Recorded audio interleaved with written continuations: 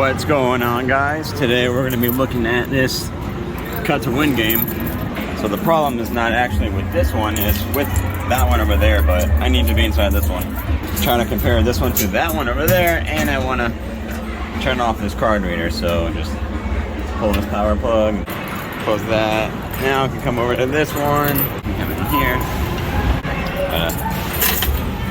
take Sonic out, up there, and I already got this reader turned off, but for the sake of showing you what's going on, let's plug it back in, give it credit.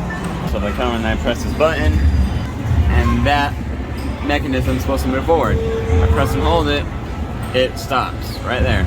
I'm still holding the button down, but for whatever reason, it just stopped. I've already tried messing with the switch. It's not a problem with the switch. I pulled the terminals off and I touched them together, and it still did it. So then I thought, maybe there's something wrong with this not really knowing where it is, right? Because if this comes all the way out and it reaches the end, then it'll stop there, it'll close this, and then it'll go back. But let me show you why I don't think there's any problem with that. Over here, if I grab and I take this out, press cancel, and that brings up that menu. Now I gotta input all 7s.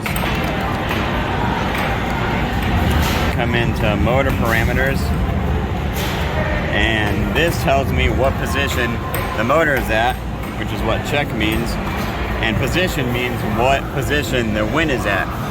So if I were to go to position and I press confirm, I can now adjust where the win is. And you can see the number changing as I adjust it. And then once it reaches home, like that, it changes to 0. So if there was a problem with the game not knowing where the head was, this number would be jumping around, but it's not.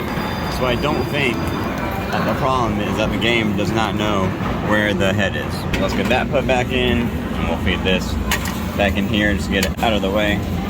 Also reattach this button.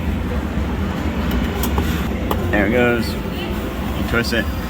My next thing I'm gonna do is I'm gonna swap main boards between this side and that side over there. First, let's get this turned off. Now I can come in here and start unplugging stuff. Making sure I remember where stuff goes, but there's only like 5 or 6 plugs. Those 3 are gonna be easy because they're all zip tied. This one's gonna be easy because it's the only one like it. Same thing with this one. Actually, this one too. It's the only one of its kind on the board. Now I also have this little antenna connector right here.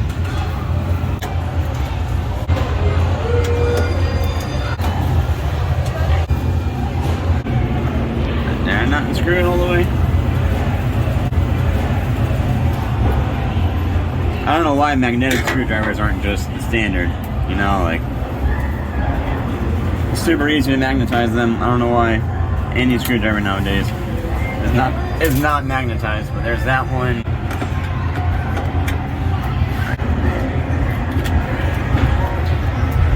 There we go, let's pop the screw out. Now I can grab my board, screwdriver, come back to this one, turn the game off. Get some light in here. There's one screw down there, and there's one more over there, and that's all the holes to cover down.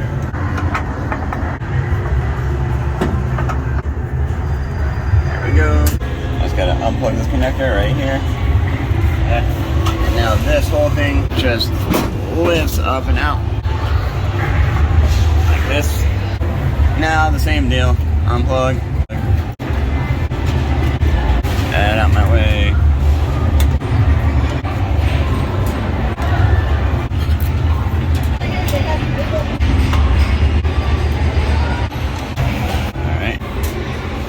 This board out, grab my other board.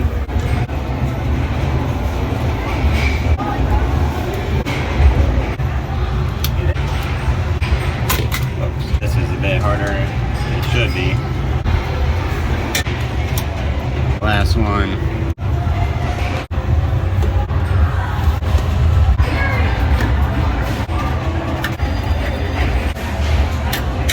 And now I'll start plugging everything back in.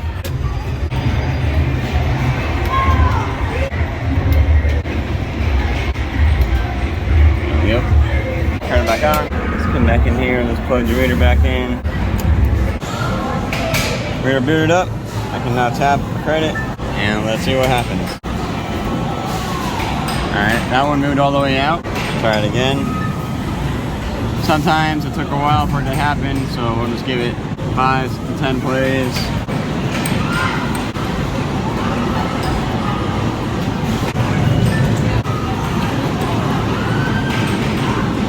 So far, so good.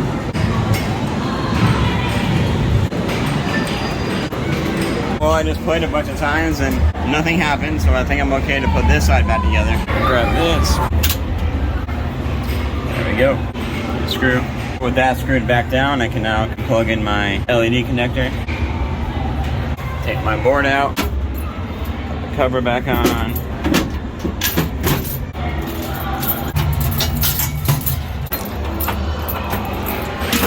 Cover that back.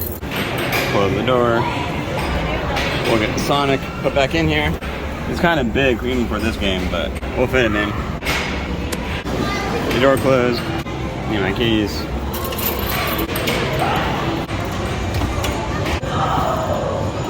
There we go. Come back over to this side. We'll get all this reinstalled.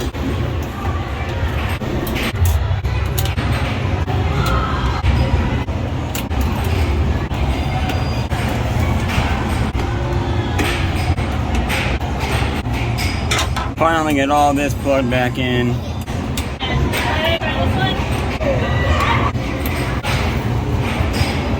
Oh, that's good. Turn the game back on. Alright, now just double check that doing that didn't magically fix it. Let's see if the error happens again. Alright, well, that time it worked nice, so that time worked.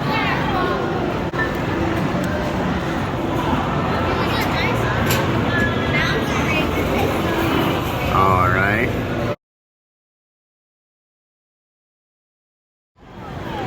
Let's do 3 more. If it works 3 more times, then I'm... Oh, wow. Alright, well, that time it stopped. Let's see if it stops again. Yep, let's go back in. And we know it's not a button problem. We know it's not a board problem. We know the game knows where the motor is. I know that the home sensor right there works because we saw the number go from whatever it was at to 0. And the manual is no help either. It doesn't tell you anything about troubleshooting, just the settings, how to hang the prizes, and that kind of stuff. So, how fun. Now let's see, what else could it be? So, I'm not exactly sure what's going on here, but I have a plan for what to try next. I got my multimeter here, and here's what I'm going to try to do.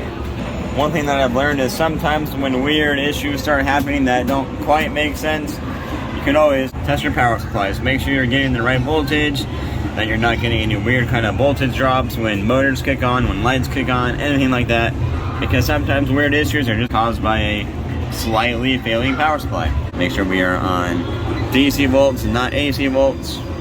And we're going to probe both of our power supplies. Or not. Let's see if I can do this with one hand. There we go. And we are getting 12 volts. Let's convert to this one. We are also getting 12 volts. Now that I know I'm getting 12 volts there, I'm going to try something else. I want to make sure that my 12 volts stay at 12 volts when my motor kicks on. I got my probe sitting right there. I got 12 volts right there. Pop this button back out. And I'm pressing it and we'll see what happens to my 12 volts. Alright, well, I stayed at 12 volts. That moved all the way out, so we know that power supply is good. I don't know which one of these controls that motor, but now we're just going to move these over here to this power supply. Alright, there we go. Those are resting. I got 12 volts. Alright, well, I got 12 volts. That moved all the way out again. So now we know it's not a power supply issue. If we know it's not the board, we know it's not the motor, we know it's not the power supplies, we know it's not the actual button, that can only really leave wiring. Now, I know I tested the button itself, but think about this. When you press the button to move the motor out, what action normally stops the motor? That normally happens when you release the button. I come over to this game right here. If I press the button, it moves, I let go, it stops. Maybe for whatever reason, the wiring in here is something just a little bit loose. and it's causing it to lose connection and stopping the motor. So we can test that out. I come down inside here, you can see my button right here, which goes to that harness, which then goes into this connector. Connectors are almost always weak points in wire systems. Alright, and now with that connector disconnected, I'm gonna take off this plastic cable management stuff. Alright, I got that all taken off now. I can follow my switch, yellow wire, around there. It's actually this one back here. And if I follow that all the way down into that pin right there. Bottom on the right middle. And the black one should be a common ground. So all I gotta do is try to jump the yellow to the black wire. And we'll see if it's a loose connection caused by the connector. I am honestly quite doubtful, but hey, you never know. So I made a dumb mistake. Yellow and black are for the LED, not the switch. So the switch are actually black and green. Alright, so now that I have the right wires, I have my jumper in there. It's jumping the two wires together. Same thing as if the button was pressed. And see what happens. Alright, so that's still working. The good news is that I've played this about 25, 30 times, and it's been working every single time. And we'll do one more. Oh my god. Dude, I literally played it like 30 times, and then right when I say one more, it stops. Although I did touch the door, so maybe that's a hint of something. I played it about 30 times with the door closed, and it worked. But when I go to open the door, it stops. So maybe there is a wiring problem somewhere down here where the harness passes through.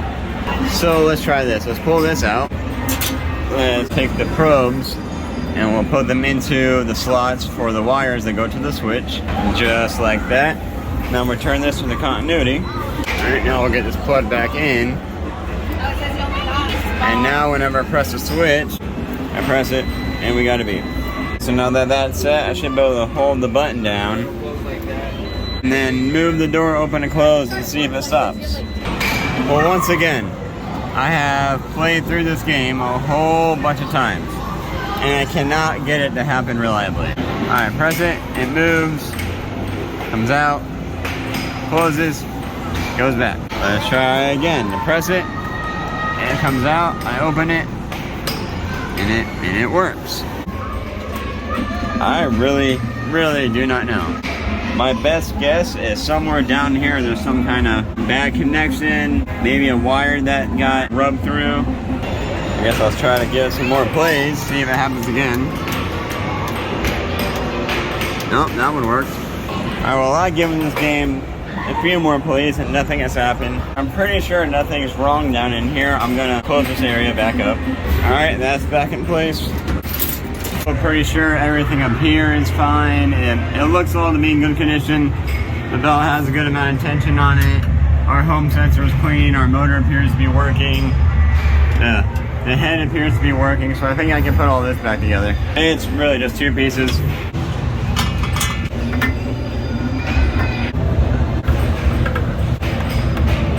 Okay, now for this piece, so it's on just like that. Two more. Whoops.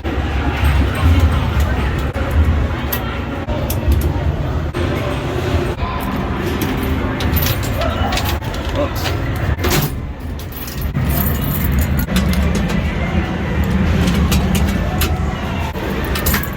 Well, I just finished giving this game about 40 plays and it works every single time. The only time the head stopped short is when I let go of the button. So if I had to guess what was wrong, a loose connection in the connector, maybe a wire just barely touching, maybe one of the pins on the connector wasn't quite pinned right. I'm really not entirely sure. Sometimes stuff like this happened. I'm a little bit upset because of all the stuff I did, swapping main boards and multimeter probing and all that kind of stuff. You know, that's just the case sometimes. So what I'm going to do is come back. you go. We'll put Sonic back in here. If it happens again, I'll get a call for it. If it doesn't, then that's pretty good, right? Alright, we'll lock it up. Up here too. And I guess we'll call it there.